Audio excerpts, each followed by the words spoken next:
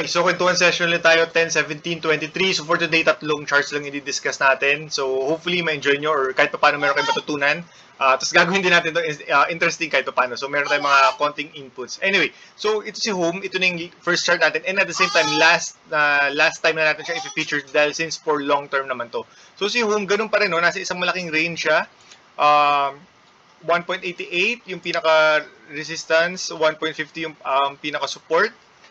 Tapos, if makikita nyo yung galaw ni Home ngayon, nagsusupport yung MA50 and 100. So, ganun pa rin. So, ang very interesting dito, guys, no? If yung naglabas sila ng earnings, tapos si Call dinowngrade yung fair value niya from 6 pesos, ginawa niyang 3.6. So, malaki pa rin yung upside dahil from the closing price, that's parang 110 or 120% pa rin. And at the same time, okay lang din yung ganun dahil later on, pagka nag-reverse yung earnings at biglang gumanda, malaking chance na mag-rally or gumalaw. Pero long term siya talaga, di ba? So, kasi it takes time bago mag-reverse yung earnings. Anyway, so for Home, very exciting to sa November, sa yung disclosure niya for November's divs, kung talagang increasing. So, doon magkakaalaman talaga. And take note, very minimal lang yung position natin dito dahil kailangan nyo i-consider yung volume niya daily. Dahil medyo maliit yung volume nito. So, tingnan natin kung ano mangyayari dito sa coming days. So, ito na yung last day natin na i-feature siya today. So, sinama lang din natin siya today dahil nga yung sa, parang dinowngrade ni Call yung fair value niya. So, syempre, kailangan natin i-share yun sa mga tao. Tapos, ang next natin is si Green. Ito si Green. So, ito, if maalala nyo, nag-take profit tayo. Tapos, meron tayong position na naka-trail stop. So actually, ang ganda ng galaw ni Green ngayon. If makikita nyo yung candle niya ngayon, green siya. Tapos at the same time, nag-stay above siya sa resistance. So hopefully, sa coming days, gawin na niyang support yung area na yan. So tingnan natin kung mag-form siya ng flag dito or mag-consolidate muna siya dito for a possible breakout or bullish move. So ito ang ganda kasi yung next possible and yung strong resistance ito isa sa piso na So, tingnan natin kung aabot doon. So, ito guys, tinitrail stop ko lang to.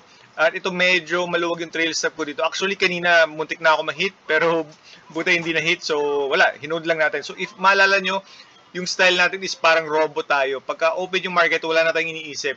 Binabantay lang natin yung trail stop natin. Kung hindi ma-hit, so wala tayong gagawin. Manonood lang tayo, magkakape.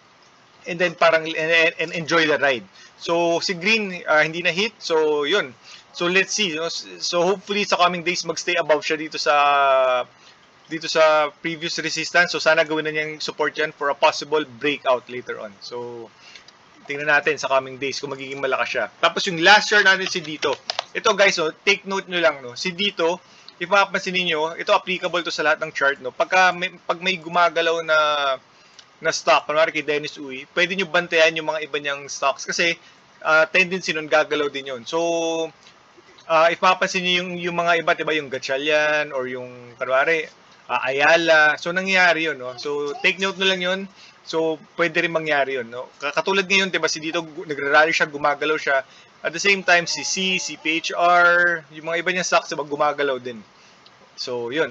Take note lang, baka lang magamit nyo useful later on. Anyway, so for dito guys, ito medyo tight yung trail stop natin dito dahil may trust issues tayo kay dito. Pero actually okay pa naman yung chart ni dito. Pero ito na-hit yung trail stop natin. So nag-out na tayo. Kasi ang ginagawa natin, pag tumataas yung price action, tinataas din natin yung trail stop natin. So na-hit yung trail stop natin, nag-take profit na tayo. So happy na tayo doon. Pero at the same time, kahit nag-take profit na tayo, babantayan pa rin natin to. Kasi bakit? Kasi sobrang nag-rally to, maganda yung volume niya.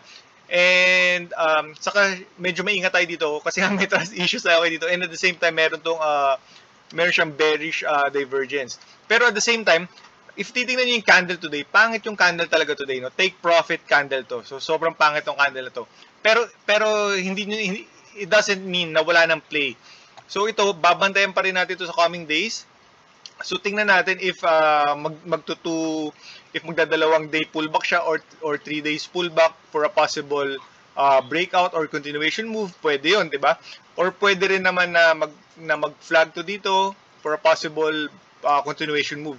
So kahit nag-take profit na tayo, kahit may cash na tayo, kailangan pa rin ito natin bantayan kasi nandito yung play, diba? Nandito lahat ng tao ngayon.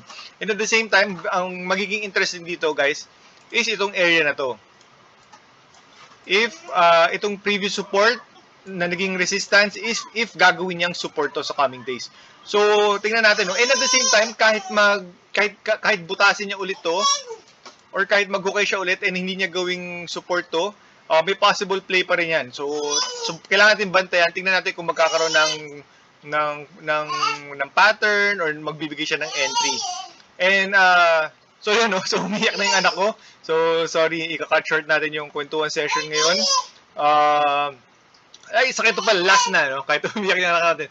Last na. So, si dito, makapansin niyo yung closing nito, guys, tumalon, diba? Nag-gap down siya.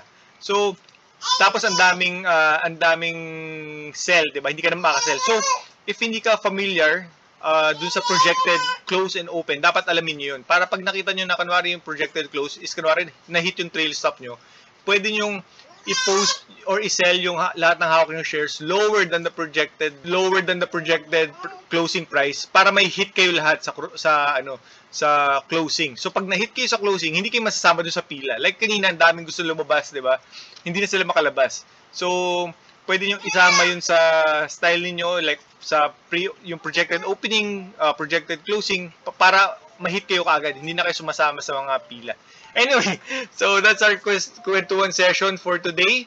So hopefully na-enjoy nyo kahit medyo mabilis. So pasensya na dahil umiyak ang aking baby. Yan, say bye.